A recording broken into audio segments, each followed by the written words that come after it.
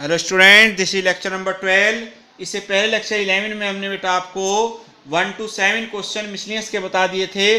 बस इस चैप्टर के लिए केवल 4 questions are left, then we start new topic sequence and series 9 chapter. देखिए आपके 7 चैप्टर हो गए, लगातार 8 आपका डिलीट है बाइनोमियल थ्योरम, तो सीधा 9 चैप्टर पर आएंगे।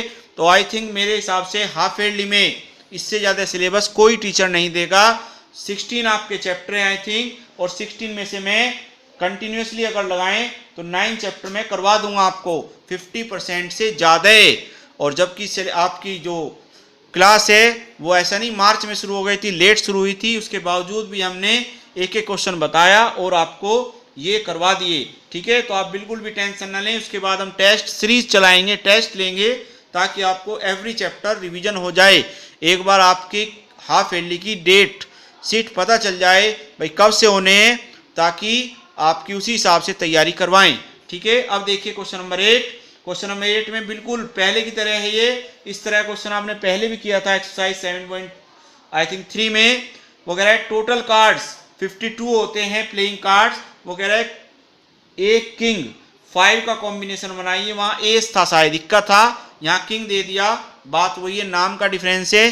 4 किंग होते हैं कार्ड में, 4 एस होते हैं। थोड़ी कार्ड की, प्लेइंग कार्ड्स की नॉलेज होनी चाहिए। हालांकि 10th में प्रोबेबिलिटी के क्वेश्चन इसी पे डिपेंड थे, तो आपने कर लिए होंगे। अब इसमें 4 किंग होते हैं 52 कार्ड में। वो कह रहा है उस कॉम्बिनेशन में 5 के कार्ड के एक किंग जरूर होना चाहिए। तो 4 में से एक किंग को सिलेक्ट करने का मेथड 4C1। अब किंग तो 1 ले लिया, बाकी 3 जो किंग बचे उन्हें अलग रख देंगे, उनसे मतलब नहीं है। कुछ बच्चे इसमें ले लेते हैं 52C5, तो इसका मतलब 52 में से 5 कार्ड, उसमें 5 किंग से अलावा भी हो सकते हैं, 5 में 4 किंग भी हो सकते हैं, तो गलत हो जाएगा। पहले सबसे पहले वो केस लेते हैं जो एक पर्टिकुलर एक हमारे पास कंडीशंस दे रखी हो उन्होंने, जैसे हमने किया था टीम को सेलेक्ट करने में, यानी कि 4 बॉलर होने चाहिए, तो सबसे हमने पहले बॉलर लिए थे। अगर मान लिया हमने किया था कंपलसरी कोर्स 2 हैं तो उनको हटा के बाकी लिए थे। ऐसे ही 1 किंग है तो पहले हमने लिया 4 में से 1 किंग। बाकी कार्ड कितने बच गए 4 किंग के अलावा? 48। और कार्ड अब लेने कितने हैं? टोटल 5 लेने थे, 1 किंग हमने ले लिया, तो 4 कार्ड बच गए। तो आंसर हो गया total ways 4C1 into 48C4। 4 into 4 plus 48 52, और 1 और 4 5। तो टोटल सिलेक्शन कितना हो गया 5 का, और कितने कार्ड में से हो गया 52 में से। तो इसलिए हम सबसे पहले उसको लेते हैं जिसकी कंडीशन एक स्पेशल हो। उन्होंने कह दिया 5 कार्ड के कॉम्बिनेशन में एक किंग जरूर होना चाहिए, तो सबसे पहले हमने किंग लिया, उसके बाद बाकी कार्ड लिए। ठीक है, दिस इज द, अब इसको हम सोल्व कर सकते हैं, जो आएगा आ जाएगा आंसर। अब क्वेश्चन नंबर 9 में कह रहा है 5 मैन और 4 वुमेन हैं। हमारे पास 5 व्यक्ति और 4 वुमेन हैं। आपको एक रो में इस तरह से बिठाना है ताकि वुमेन इवन प्लेसेस पर आए। इवन प्लेसेस होता है 2nd 4 6 8, तो 9 पर्सन हो गई। 1 2 3 4 5 6 7 8 9 प्लेसेस हो गए। इवन प्लेसेस पर वुमेन को सिट करना है, तो यहाँ वुमेन आएगी, 4 पर आएगी, 6 पर आएगी, 8 पर, तो 4 प्लेसेस हो गए।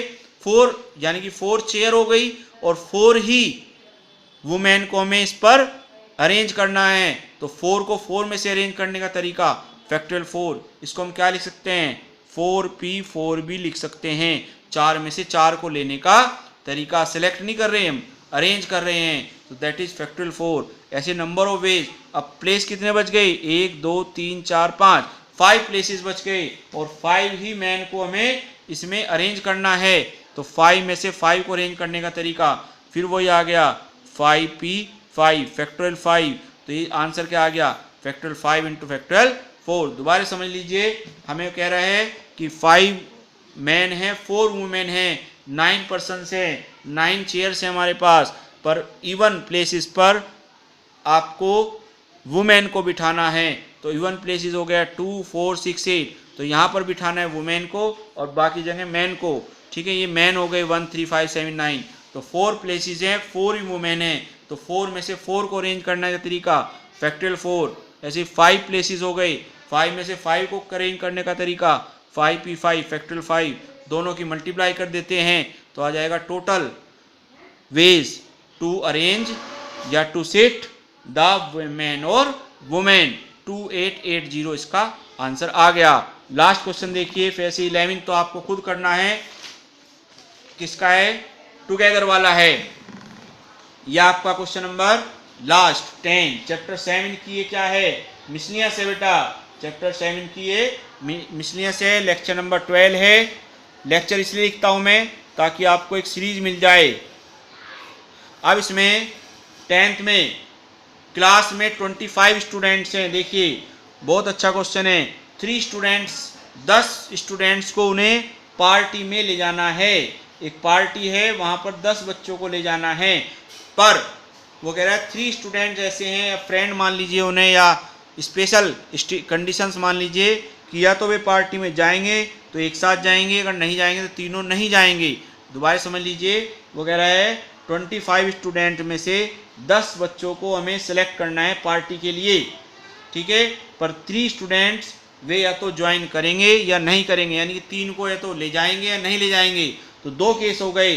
तो सबसे पहला case, if 3 student join the party, यानी कि तीनों स्टूडेंट पार्टी में जा रहे हैं।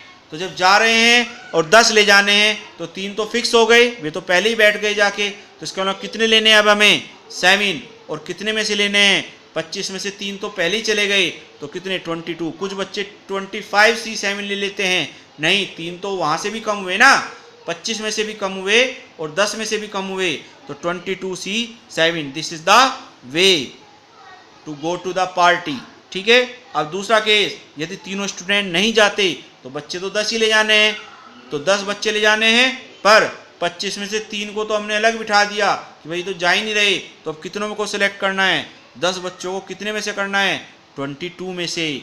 दोबारा समझ लीजिए, यहाँ तो दोनों में से माइनस होंगे भाई, यहाँ से भी और यहाँ से भी, क्योंकि तीनों जा रहे हैं। तो उधर 25 में से निकल गए, उधर 10 में से निकल गए, पर यहाँ पर 25 में से ही कम होंगे, क्योंकि 10 तो जाने ही जाने हैं, वे तो पार्टी में जाने हैं, पर वे जा नहीं रहे, तो 10 के 10 रहेंगे, तो 22C10।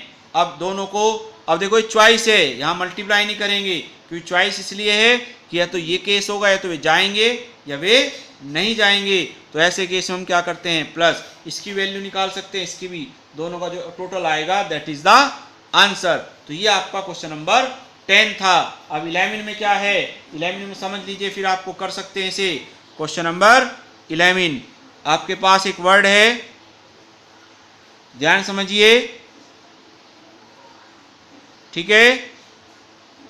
और इसी के साथ आपका ये चैप्टर फिनिश हो गया, और आपके लगातार 8 चैप्टर, 7 तो है पर 8 तो आपके यहाँ से डिलीट हो गया, तो हम लगातार 8 कह सकते हैं। 8 चैप्टर्स आपके यहाँ से मैंने करवा दिए।